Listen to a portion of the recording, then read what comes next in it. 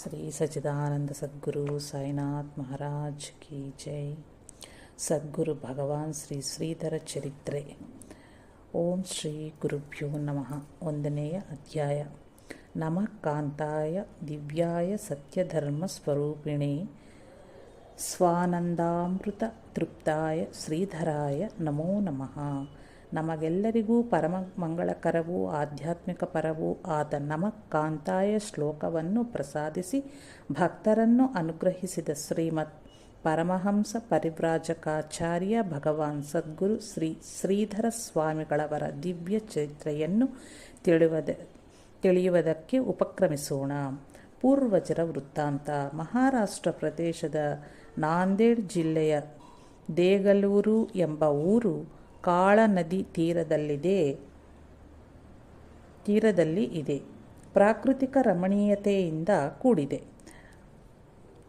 ವಾರಕರಿ ಸಂಪ್ರದಾಯದವರ ಇತಿಹಾಸದಲ್ಲಿ ವಿಶಿಷ್ಟ ಸ್ಥಾನವನ್ನು ಗಳಿಸಿರುವ ಈ ಊರಿನಲ್ಲಿ ಶ್ರೀರಾಮ ಶ್ರೀ ವಿಠಲ ಉಪಾಸನೆ ನಡೆದು ಬಂದ ಶ್ರೀ ದುಂಡಾ ಮಹಾರಾಜರೆಂಬ ಸಂತರ ಮಠವು ಇರುವುದಲ್ಲದೆ ಶ್ರೀ ವೆಂಕಟರಮಣ ಮತ್ತು ಶ್ರೀ ಆಂಜನೇಯ ದೇವಸ್ಥಾನಗಳೂ ಇವೆ. ಈ ದೇಗಲೂರಿನಲ್ಲಿ ಪತಕಿ ಎಂಬ ಹೆಸರಿನ ಬ್ರಾಹ್ಮಣ ಕುಟುಂಬವೂ ಒಂದಿತ್ತು. ಅಂಗಡಿಗಳ ಸುಂಕ ವಸೂಲು ಮಾಡುವ ಅಧಿಕಾರಿಗೆ ಹೇಳುವ ಫಸಕಿ ಎಂಬ ಶಬ್ದದ ಅಪಭ್ರಂಶವೇ ಪತಕಿ. ಪತಕ್ಯಾಂಜಾವಾಡ ಎಂದು ಕರೆಯಲ್ಪಟ್ಟುತ್ತಿದ್ದ ಮನೆಯುಳ್ಳ ಪಕರಿ ವಂಶದವರು ರುಗ್ವೇದಿ ಆಶ್ವಲಾಯನ ಸೂತ್ರದ ಅಗಸ್ತ್ಯ ಗೋತ್ರಜ ದೇಶಸ್ಥ ಬ್ರಾಹ್ಮಣರಾಗಿದ್ದು ಆಚಾರ ನಿಷ್ಠರಾಗಿದ್ದರು. ಈ ಕುಲದಲ್ಲಿ ಸ್ಮಾರ್ಥ ಭಾಗವತ ಸಂಪ್ರದಾಯ ಆಚರಣೆ ನಡೆದು ಬಂದಿತ್ತು. ಸುಮಾರು 175 ವರ್ಷಗಳ ಹಿಂದೆ ಈ ವಂಶದಲ್ಲಿದ್ದ ಗಿರುಮಾಚಿ ಎಂಬುವರ ಮಕ್ಕಳಲ್ಲಿ ತಿರುಮಾಚಿಯೂ ಒಬ್ಬರು. ಕುಲದ ಆರಾಧ್ಯ ದೈವ ಶ್ರೀ ವೆಂಕಟೇಶನ ಉಪಾಸನೆಯ ಜೊತೆಗೆ ಕೊಲ್ಹಾಪುರದ ಶ್ರೀ ಮಹಾಲಕ್ಷ್ಮಿ, ತುಳಜಾಪುರದ ಶ್ರೀ ತುಳಜಾ ಭವಾನಿ ಮತ್ತು ಮಾತಾಪುರದ ಶ್ರೀ ರೇಣುಕಾಂಬಾ ಕ್ಷೇತ್ರಗಳಲ್ಲಿಯೂ ಇವರು ಪೂಜೆಯನ್ನು ಸಲ್ಲಿಸುತ್ತಿದ್ದರು.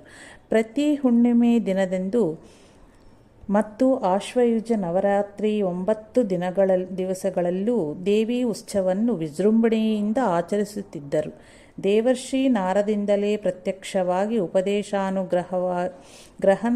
ಉಪದೇಶಾನುಗ್ರಹವಾಗಿತ್ತೆಂಬ ಪ್ರತೀತಿ ಇದ್ದ ದುಂಡಾ ಮಹಾರಾಜರಿಗೆ ಮಠಕ್ಕಾಗಿ ಪತಕಿ ವಂಶಜರೇ ಸ್ಥಳವನ್ನು ಕೊಟ್ಟಿದ್ದರಿಂದ ಇವರು ಶ್ರೀ ವಿಠಲ ದೇವರ ಭಕ್ತರೂ ಆಗಿದ್ದರು. ದೇಗಲೂರಿನ ಸಮೀಪದ ಇಂದೂರು ಬೋಧನದಲ್ಲಿದ್ದ ಈಗ ನಿಜಾಮಾಬಾದ್ ಶ್ರೀ ಸಮರ್ಥ ರಾಮದಾಸ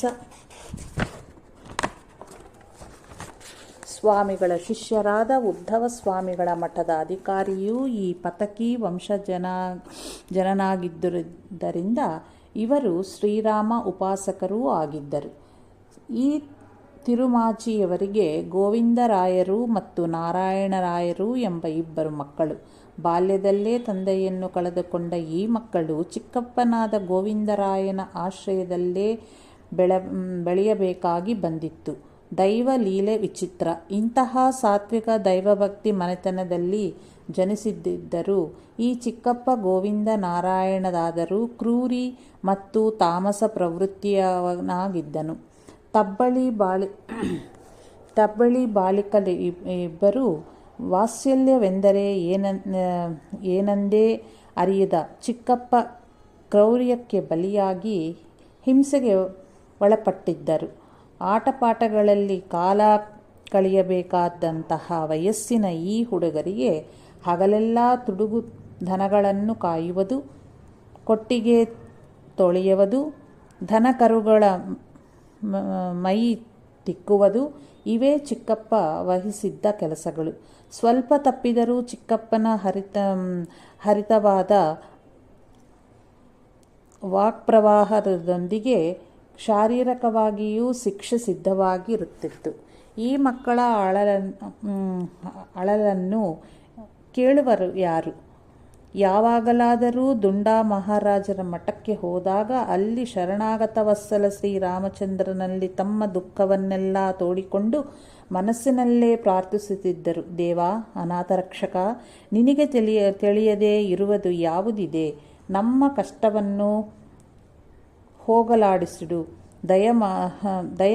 ದಯಮನಾಯನಾದ ಶ್ರೀರಾಮನಲ್ಲಿ ತಮ್ಮ ಅಂತರಂಗದಾದ ವೇದನೆಯನ್ನು ನಿವೇದನ ಮಾಡಿಕೊಳ್ಳದಂತೆ ಈ ಮಕ್ಕಳ ಮನಸ್ಸಿಗೆ ನೆಮ್ಮದಿ ಸಿಕ್ಕುತ್ತಿತ್ತು.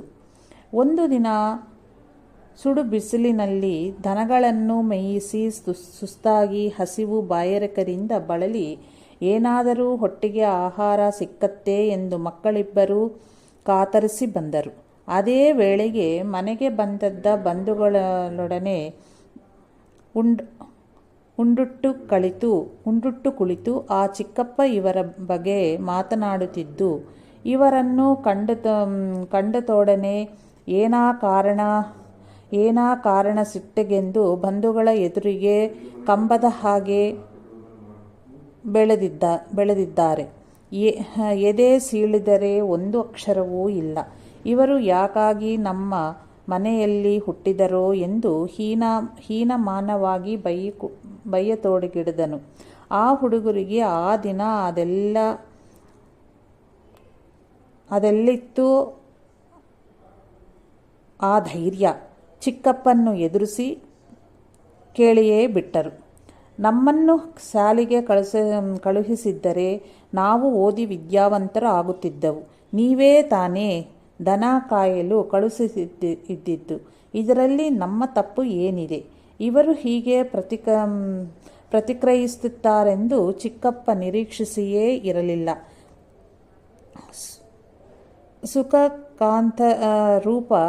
ಸುಖಕಾಂತ ಕೋಪ ಭುಗಿಲೆದ್ದಿತ್ತು. ಅಪ್ರಯೋಜಕರೇ, ಇಲ್ಲಿ ವಿದ್ಯೆ ಕಲಿಯಲು ಆಗಲಿಲ್ಲವೆಂದ ಮೇಲೆ ಬೇರೆ ಎಲ್ಲಾದರೂ ಹೋಗಿ ಯಾಕೆ ಕಲಿಯಬಾರದು?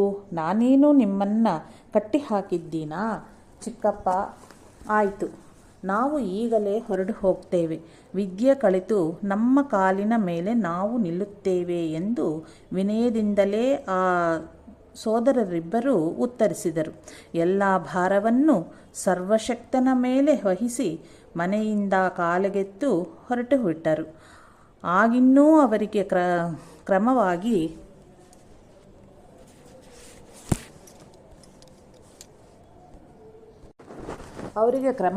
12-15 ವರ್ಷಗಳ ಪ್ರಾಯವಷ್ಟೇ. ಹಸಿದ ಹೊಟ್ಟೆಯಲ್ಲಿ ಉಟ್ಟಿಬಟ್ಟಿನಲ್ಲೇ ಎಲ್ಲಿಗೆ ಹೋಗಬೇಕೆಂಬುದನ್ನು ತಿಳಿಯದೆ ಹೊರಟು ಹುಡುಗರು ಕಾಲ್ನಡಿಗೆಯಲ್ಲೇ ಹೈದರಾಬಾದ್ ನಗರವನ್ನು ಸೇರಿದರು. ಅಪರಿಚಿತ ಸ್ಥಳದಲ್ಲಿ ಅನಾಥ ಬಾಲಕರಿಬ್ಬರೂ ದಿಕ್ಕಿಲ್ಲದೆ ಅಲೆಯುತ್ತಿದ್ದಾಗ ದೈವಯೋಗದಿಂದ ಶ್ರೀಮಂತ ಗೃಹಸ್ಥನೊಬ್ಬನ ದೃಷ್ಟಿಗೆ ಬಿದ್ದರು. ಆತನು ಇವರ ಅವಸ್ಥೆಯನ್ನು ಕಂಡು ಮರಗಿ ತನ್ನ ಮನೆಗೆ ಕರೆದುಕೊಂಡು ಹೋಗಿ ಆಶ್ರಯ ಕೊಟ್ಟನು. ಬಹಳ ಕೆಲಸವಿದ್ದರೂ ಹೊಟ್ಟೆಗೆ ಆಹಾರ ಸಿಗುತ್ತಿತ್ತು. ಆದರೂ ತಾವು ಮನೆ ಬಿಟ್ಟು ಬಂದ ಧೈರ್ಯವನ್ನು ಸಾಧಿಸುವುದಕ್ಕೆ ಹಾತುರತೆ ಇದ್ದಿದ್ದರು. ಹಗಲೆಲ್ಲ ಕಠಿಣ ಶ್ರಮೆ ಪಟ್ಟರೂ ರಾತ್ರಿಯ ವೇಳೆಯಾದರೂ ವಿದ್ಯೆ ಕಲಿಯಬೇಕು ಎಂದು ತೀರ್ಮಾನಿಸಿ ಅವರವರ ಸಹಾಯದಿಂದ ಕಷ್ಟಪಟ್ಟು ವಿದ್ಯೆ ಕಲಿಯಲು ಪ್ರಾರಂಭಿಸಿದರು. ಹಗಲಿನ ಶ್ರಮೆಯಿಂದ ದೇಹಕ್ಕೆ ಆಯಾಸವಾಗಿ ನಿದ್ದೆ ಬರುತ್ತಿದ್ದರಿಂದ ತಮ್ಮ ಜುಟ್ಟನ್ನು ಒಂದು ಗೂಟಕ್ಕೆ ಕಟ್ಟಿ ನೇತು ಹಾಕಿ ಓದುತ್ತಿದ್ದರು. ಒಂದು ದಿನ ಮನೆ ಯಜಮಾನನು ಇವರ ಕೋಣೆಯಲ್ಲಿ ಮಧ್ಯರಾತ್ರಿಯಾದರೂ ದೀಪ ಇದ್ದಿದ್ದನ್ನು ಕಂಡು ಹುಡುಗರು ಎಲೆ ಆಟ ಅಂದರೆ ಇಸ್ಪೇಟ್ ಆಡುತ್ತಾ ಇದ್ದಾರೆ ಅಂತಂದು ಅನುಮಾನಿಸಿ ಬಂದು ನೋಡಿದರು. ಆದರೆ ಅಲ್ಲಿ ಕಂಡದ್ದೇನು? ವಿದ್ಯೆಗಾಗಿ ಪರಿಶ್ರಮಿಸುತ್ತಿರುವ ಬಾಲಕರ ಸ್ಥಿತಿಯನ್ನು ಕಂಡು ಮರುಗಿ ವಿದ್ಯಾಭ್ಯಾಸಕ್ಕೆ ಏರ್ಪಾಟು ಮಾಡಿಕೊಟ್ಟನು. ಹೀಗೆ ವಿದ್ಯಾವಂತರಾದ ಸೋದರರಿಬ್ಬರು ಆ ಗೃಹಸ್ಥನ ನೌಕರಿಯನ್ನು ಕೂಡಿಸಿಕೊಟ್ಟನು. ಪ್ರಾಪ್ತ ವಯಸ್ಸರಾಗಿ ಯೋಗ್ಯರಾಗಿದ್ದ ಇವರಿಗೆ ವಿವಾಹವನ್ನು ಮಾಡಿಸಿ ಪ್ರತ್ಯೇಕ ವಸತಿಯೂ ವ್ಯವಸ್ಥೆಯನ್ನೂ ಮಾಡಿದನು. ಪ್ರತ್ಯೇಕ ಗೃಹಗಳಲ್ಲಿದ್ದರೂ ಅಣ್ಣ ತಮ್ಮ ಇಬ್ಬರೂ ಅತ್ಯಂತ ಅನ್ಯೋನ್ಯವಾಗಿದ್ದರು.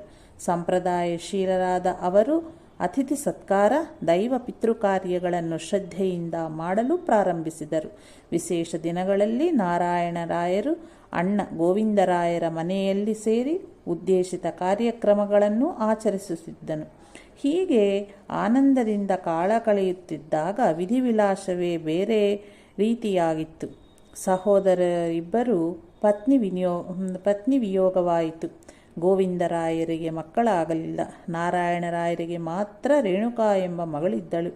ಎಳೆ ಕೂಸನ್ನು ನೋಡಿಕೊಳ್ಳಬೇಕು ಅಥವಾ ನೌಕರಿಗೆ ಹೋಗಬೇಕು ಎಂಬ ಇಕ್ಕಟ್ಟಿನಲ್ಲಿ ಸಿಕ್ಕು ನಾರಾಯಣರಾಯರು ಪೇಚಾಡುವಂತಾಯಿತು. ನಾರಾಯಣರಾಯರ ಅತ್ತೆಯ ಮನೆಯವರು ಮಗುವನ್ನು ಕರೆದುಕೊಂಡು ಹೋಗಿ ಪಾಲನೆ ಮಾಡಿದರು. ಮುಂದೆ ಈಕೆ ಬೆಳೆದು ದೊಡ್ಡವಳಾದ ಮೇಲೆ ಹೈದರಾಬಾದಿನ ವೆಂಕಟರಾವ್ ಕಮಲಾಪುರ ಎಂಬ ಶ್ರೇಷ್ಠ ವರನಿಗೆ ಕೊಟ್ಟು ವಿವಾಹ ಮಾಡಿದರು. ಈಕೆಯೇ ಮಗಳು ಹೈದರಾಬಾದಿನಲ್ಲಿ ನೆಲೆಸಿದ್ದಾರೆ. ಆ ಕಾಲದಲ್ಲಿ ಪತ್ನಿ ವಿಯೋಗವಾಗಿದ್ದ ಈ ಸಹೋದರಿಬ್ಬರೂ ಉತ್ತಮ ಸ್ಥಿತಿಯಲ್ಲಿದ್ದರಿಂದ ಪುನಃ ವಿವಾಹವಾಗಬಯಸಿದರು. ಅಲ್ಪಕಾಲದಲ್ಲಿಯೇ ಗೋವಿಂದರಾಯರಿಗೆ ಯೋಗ್ಯ ಕನ್ಯೆಯೊಡನೆ ವಿವಾಹವಾಯಿತು. ಬುಯಾರು ಎಂಬ ಊರಿನ ಸದ್ಗುಣ ಸಂಪನ್ನ ಸದ್ಗೃಹಸ್ಥ ಇಬ್ಬರು ಹೆಣ್ಣು ಮಕ್ಕಳ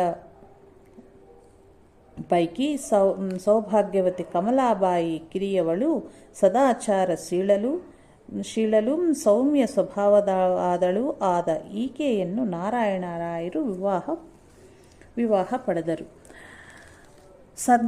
ಸದ್ಗುಣಗಳ ಹಾಗೂ ಸೌಂದರ್ಯ ಕನಿಯತ್ತಿನಿಂದ ಪತ್ನಿಯೊಡನೆ ನಾರಾಯಣರಾಯರು ದಾಂಪತ್ಯ ಜೀವನವನ್ನು ಸುಖದಿಂದ ಸಾಗಿಸತೊಡಗಿದರು.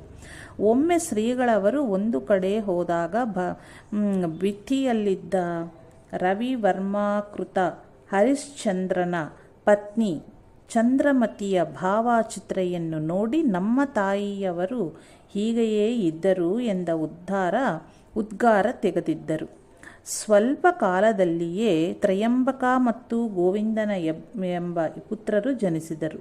ಗೋವಿಂದನು ವರ್ಷ ಪ್ರಾಯದಲ್ಲೇ ಮೃತನಾದನು. ಅನಂತರ ಗೋದಾವರಿ ಎಂಬ ಹೆಣ್ಣು ಮಗಳು ಜನಿಸಿದಳು. ಆದರೂ ಮುದ್ದಾದ ಮಗು ಗೋವಿಂದನ ನೆನಪು ಪದೇ ಪದೇ ಮರುಕಳಿಸಿ ದಂಪತಿಗಳಿಗೆ ದುಃಖವನ್ನು ಉಂಟು ಮಾಡುತ್ತಿತ್ತು. ಈ ಸಹೋದರರು ಹುಟ್ಟೂರಾದ ದೇಗಳೂರನ್ನು ಬಿಟ್ಟು ಬಂದ ಮೇಲೆ ಅಲ್ಲಿಗೆ ಹೋಗಿಯೇ ಇರಲಿಲ್ಲ. ಅಲ್ಲಿಯ ಆಗುಹೋಗುಗಳು ಅವರಿಗೆ ಸರಿಯಾಗಿ ತಿಳಿಯುತ್ತಿರಲಿಲ್ಲ.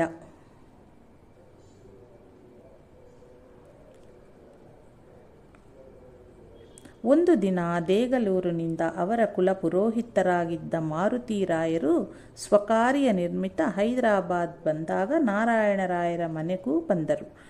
ಪತಕಿ ದಂಪತಿಗಳಿಬ್ಬರೂ ಬಹಳ ಸಂತೋಷವಾಗಿ ಯಥೋಚಿತವಾಗಿ ಅವರನ್ನು ಸತ್ಕರಿಸಿದರು. ನಂತರ ಊರಿನ ವಿಷಯವನ್ನು ಮಾತನಾಡುತ್ತಾ ಮಾರುತಿರಾಯರು ದೇಗಲೂರಿನ ಇವರ ಮನೆಯವರ ಸುದ್ದಿಯನ್ನೇ ಹೇಳತೊಡಗಿದರು. ನೋಡಿ, ನಿಮ್ಮ ಪೂರ್ವಜರೊಬ್ಬರನ್ನು ಬಹುಶಃ ನಿಮ್ಮ ಚಿಕ್ಕಪ್ಪ ಮನೆಯ ಆವರಣದಲ್ಲಿಯೇ ವಾಸವಾಗಿದ್ದ ಒಂದು ದೊಡ್ಡ ನಾಗರಹಾವನ್ನು ಅದು ಬೇಡವೆಂದು ಹೆಡೆ ಆಡಿಸುತ್ತಿದ್ದರೂ ಕೊಂದು ಹಾಕಿದರು. ಅಂದು ರಾತ್ರಿಯೇ ಆ ಸರ್ಪವು ಬ್ರಾಹ್ಮಣ ರೂಪದಲ್ಲಿ ಅವನಿಗೆ ದರ್ಶನವಿತ್ತು. ನಾನು ಕುಲಪುರುಷ, ಹೊಡೆಯಬೇಕು ಬೇಡವೇ ಎಂದು ಎಚ್ಚರಿಕೆ ಕೊಟ್ಟರೂ ನೀನು ಕೊಂದು ಹಾಕಿದ್ದಿ.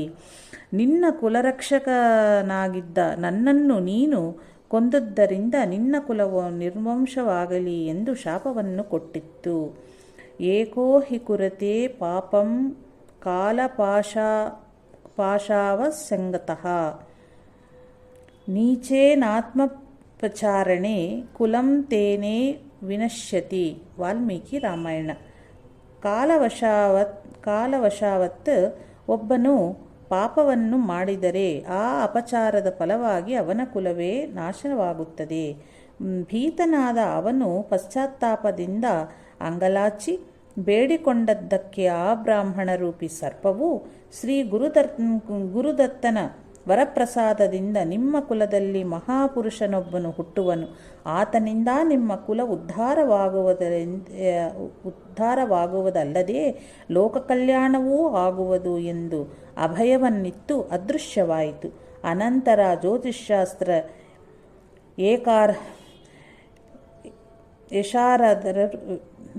ಜ್ಯೋತಿಷ್ಶಾಸ್ತ್ರ ವಿಶಾರದರೂ ಆಗಿದ್ದ ಮಾರುತಿರಾಯರು ನಾರಾಯಣರಾಯರ ದಂಪತಿಗಳ ಜಾತಕವನ್ನು ತರಿಸಿ ನೋಡಿ ಪರಿಶೀಲಿಸಿದರು. ಷಣ್ಮುಖ ಮುದ್ರೆಯಿಂದ ದಂಪತಿಗಳನ್ನು ಉದ್ಧರಿಸಿ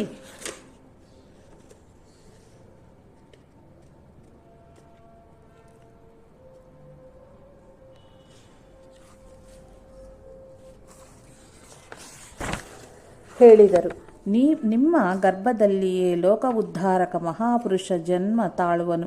ಆದ್ದರಿಂದ ಶೀಘ್ರವಾಗಿಯೇ ಗಾಣಗಾಪುರ ಕ್ಷೇತ್ರಕ್ಕೆ ಹೋಗಿ ಶ್ರೀ ಗುರುದತ್ತನ ಸೇವೆಯನ್ನು ನಿಷ್ಠೆಯಿಂದ ಮಾಡಿರಿ. ರೂಪಾತ್ಮಕವಾದ ದೇವತೆಗಳು ಅನೇಕ ಇದ್ದರೂ ಇವುಗಳಲ್ಲದರ ಸಮಾವೇಶವೂ ಸದ್ಗುರುವಿನಲ್ಲಿ ಆಗಿರುವುದು. ಒಂದು ಗಿಡದ ಬುಡಕ್ಕೆ ನೀರನ್ನು ಹಾಕಿದರೆ ಅದರ ರೆಂಬೆಗಳಲ್ಲೆಲ್ಲ ನೀರು ತಲುಪುವಂತೆ ಸರ್ವ ದೇವತಾ ಸ್ವರೂಪನಾದ ಸದ್ಗುರುವನ್ನು ಉಪಾಸಿಸಿದರೆ ಇದರಲ್ಲಿ ಎಲ್ಲವೂ ಒಳಪಡುವವು. ಶಿವೇರುಷ್ಟೇ ಗುರುಶಾಸ್ತ್ರ ಗುರೌರುಷ್ಟೇ ನ ಶಶ್ವನ ಗುರುಗೀತಾದಲ್ಲಿ ಹೇಳಿದ್ದಂಗೆ ಹರಿಹರಾದಿ ದೇವತೆಗಳು ಕೋಪಗೊಂಡರೆ ಗುರು ಕಾಯವಲ್ಲ, ಆದರೆ ಗುರುಮುನಿದರೆ ಮಾತ್ರ ಯಾರೂ ಕಾಯುವರಿಲ್ಲ. ಸದ್ಗುರು ಕೃಪಾ ಕಟಾಕ್ಷ ಲೇಷ ವಿಶೇಷಣ ಸರ್ವಸಿದ್ಧಯ ಸಿದ್ಧ್ಯತಿ. ಸದ್ಗುರುವಿನ ಕೃಪಾ ಕಟಾಕ್ಷ ಲೇಷ ಮಾತ್ರ ಇಂದ ಭಕ್ತನ ಎಲ್ಲ ಇಷ್ಟಾರ್ಥಗಳು ಈಡೇರುವುವು. ಆ ಮಹಾಪ್ರಭುವಿನ ಕರುಣಾ ಪ್ರಸಾದದಿಂದ ಲೋಕೋತ್ತರನಾದ ಮಹಾಮಹಿಮನೂ ಜನಿಸುವನು. ಕುಲಪುರೋಹಿತರ ಹಿತವಚನದಿಂದ ಪತಕಿ ದಂಪತಿಗಳು ವಿಳಂಬ ಮಾಡದೆ ಶುಭ ದಿನದಂದು ಶ್ರೀ ಕ್ಷೇತ್ರ ಗಾಣಗಾಪುರವನ್ನು ಸೇರಿ ಮೊದಲು ಶ್ರೀ ದತ್ತಸ್ವರೂಪಿ ಶ್ರೀ ನರಸಿಂಹ ಸರಸ್ವತಿಯವರ ನಿರ್ಗುಣ ಪಾದುಕಾ ಧೂಳಿ ದರ್ಶನ ಪಡೆದರು. ನಿಷ್ಠೆಯಿಂದ ಭೀಮಾ ಅಮರಜಾಸ್ ನದಿಗಳ ಸಂಗಮದಲ್ಲಿ ವಿಧಿವತ್ತಾಗಿ ಸ್ನಾನಾದಿಗಳನ್ನು ನೆರವೇರಿಸಿ ಮಠಕ್ಕೆ ಬಂದು ವಿಘ್ನೇಶ್ವರನ್ನು ಪೂಜಿಸಿ ನಿರ್ಗುಣ ಪಾದುಕೆಯ ಮುಂದೆ ಧ್ಯಾನ ಮಾಡಿ ಲೋಕೋದ್ಧಾರಕನಾದ ಪುತ್ರನನ್ನು ದಯಪಾಲಿಸು ಎಂದು ಕಳಕಳಿಯ ಪ್ರಾರ್ಥನೆ ಸಲ್ಲಿಸಿದರು. ಸಂಗಮದಲ್ಲಿ ಸ್ನಾನ, ಗುರುಚರಿತ್ರೆ ಪಾರಾಯಣ, ಪ್ರದಕ್ಷಿಣೆ, ನಮಸ್ಕಾರ, ಮಧುಕರಿ ಭಿಕ್ಷಾ ಇವುಗಳಿಂದ ಶ್ರೀ ದತ್ತನ ಉಪಾಸನೆಯನ್ನು ಶ್ರದ್ಧಾಭಕ್ತಿಗಳಿಂದ ಮಾಡತೊಡಗಿದರು. ಉಪಾಸಕಾನಾಂ ಕಾರ್ಯಾರ್ಥಂ ಬ್ರಹ್ಮಣೋ ರೂಪಕಲ್ಪನಾ. ಬ್ರಹ್ಮಸ್ವರೂಪವು ತನ್ನ ಉಪಾಸಕರ ಇಷ್ಟಾರ್ಥವನ್ನು ಸಿದ್ಧಿಸಲೊಸಗೆ ಅವರವರ ಭಾವನಾ ಪ್ರಕಾರ ನಾಮರೂಪವನ್ನು ತಾಳುವುದು. ಯೇ ನಿತ್ಯಂ ನಿರ್ಗುಣೋಪಾಸಿ ಸ್ವಚರಣ ಶರಣ ಸ್ವಾತ್ಮಾರೂಪ ಪ್ರತಿಷ್ಠತ್ ನಾಮ್ನಾಂ ರೂಪೇಣ ಸನ್ಯಾತ್ ಸಗುಣ ಇತಿ ಮುದಾ ಸಚ್ಚಿದಾನಂದ ರೂಪಃ. ಏಕೋ ದೇವು ದ್ವಿರೂಪೋ ಹಿಮಜಲದೃಶೋ ಖಂಡ ದತ್ತೋ ದ್ವಿತೀಯ ಯಂ ನಿರ್ಣೇತುನ್ ಪ್ರವೃತ್ತಾ ಶ್ರುತಿರಪಿ ಚಕಿತಾ ಮೌನಮುದ್ರಾಂ ವಿದತ್ತೆ. ಯಾವನು ನಿತ್ಯ ನಿರ್ಗುಣನಾದರೂ ತನ್ನ ಪದಕಮಲವನ್ನು ಮೆರೆ ಹುಕ್ಕವರಿಗೆ ತನ್ನ ಪರಮಾತ್ಮ ಸ್ವರೂಪರಾದ ತಿಳಿವಳಿಕೆಗಾಗಿ ನಾಮರೂಪವಾಗಿ ಸಂತೋಷದಿಂದ ಅಭಿವ್ಯಕ್ತನಾಗುವನೋ, ಯಾವನು ಸಚ್ಚಿದಾನಂದ ಸ್ವರೂಪವಾಗಿದ್ದಾನೆಯೋ, ಪ್ರಕಾಶಾತ್ಮಕವಾದ ಅದ್ವಿತೀಯ ಸ್ವರೂಪನಾದ ಯಾವನು ಒಂದೇ ಜಲತತ್ವವು ಹಿಮ, ನೀರು ಎಂಬ ಬೇರೆ ಬೇರೆ ಹೆಸರನ್ನು ರೂಪವನ್ನು ಪಡೆಯುವಂತೆ ಸಗುಣ ನಿರ್ಗುಣ ಎಂಬ ರೂಪಗಳನ್ನು ಆ ಹೆಸರುಗಳನ್ನು ಹೊಂದಿದ್ದಾನೆಯೋ, ಯಾವನ ಪರಮಾತ್ಮ ಸ್ವರೂಪವನ್ನು ನಿರ್ಣಯಿಸಲು ಹೊರಟ ವೇದವೂ ಕೂಡ ಮೌನಮುದ್ರೆಯನ್ನು ಧರಿಸುತ್ತದೆಯೋ ಅವನೇ ಅಖಂಡ ರೂಪನಾದ ದತ್ತಾತ್ರೇಯನು. ಇಂತಹ ನಿರ್ಗುಣ ನಿರ್ವಿಕಾರನಾದ ಕಾಮಿತಾರ್ಥಪ್ರದಾಯಕವಾದ ಶ್ರೀ ಗುರುದತ್ತನು ಅವರ ಭಕ್ತಿಗೆ ಮೆಚ್ಚಿ ದರ್ಶನವಿತ್ತು ಒಂದು ಪೂರ್ಣ ಫಲವನ್ನು ಕೊಟ್ಟು ನಿಮ್ಮ ಇಚ್ಛೆಯಂತೆ ನಿಮಗೆ ಕುಲೋದ್ಧಾರಕ ಪುತ್ರನು ಜನಿಸುತ್ತಾನೆ, ಆತನಿಂದ ಲೋಕ ಕಲ್ಯಾಣವೂ ಆಗುತ್ತದೆ ಎಂದು ಹರಿಸಿದನು. ದಂಪತಿಗಳು ಇಬ್ಬರೂ ಆನಂದ ತುಂದಿಗಳರಾಗಿ ವ್ರತ ಸಮಾಪ್ತಿಯ ಸಂತರ್ಪಣೆ ಪೂರೈಸಿ ಹೈದರಾಬಾದಿಗೆ ಹಿಂದಿರುಗಿದರು. ನಮಃ ಕಾಂತಾಯ ದಿವ್ಯಾಯ ಸತ್ಯಧರ್ಮ ಸ್ವರೂಪಿಣೆ ಸ್ವಾನಂದಾಮೃತ ತೃಪ್ತಾಯ ಶ್ರೀಧರಾಯ ನಮೋ ನಮಃ. ಸದ್ಗುರು ಭಗವಾನ್ ಶ್ರೀ ಶ್ರೀಧರಾರ್ಪಣಮಸ್ತು.